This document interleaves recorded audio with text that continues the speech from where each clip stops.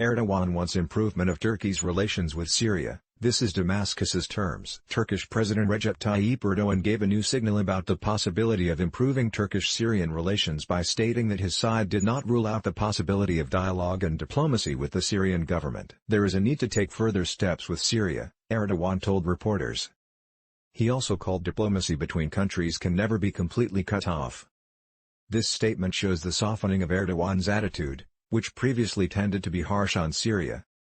Erdogan last Friday said his country had no intention of seizing Syrian territory, despite increased fighting with Kurdish forces in the north. "We are not targeting Syrian territory because the Syrian people are our brothers. The Damascus regime must be aware of this," he said. Damascus terms. Syria's former ambassador to Turkey, Nidal Kabalan, stated that the main demands that Damascus could make for a rapprochement with Turkey were an end to Turkey's support for armed extremist groups in Syria, and Turkey's assistance in the process of restoring Damascus control over Idlib province.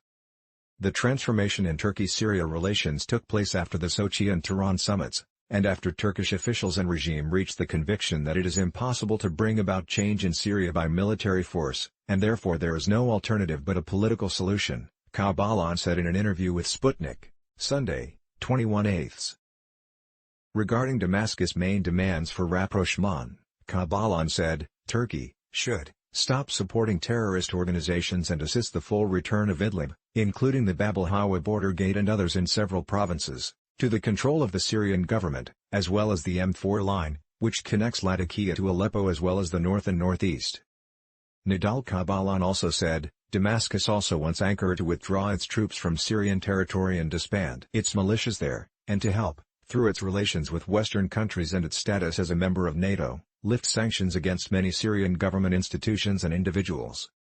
As is known, the Erdogan government supports rebel and extremist groups in Syria and intervenes militarily.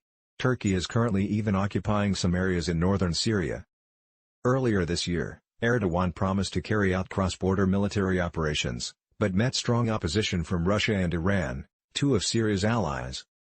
Turkey's military operations have mostly targeted the Kurdish People's Protection Units, YPG, militia, which is considered the Syrian branch of the Kurdistan Workers' Party, PKK.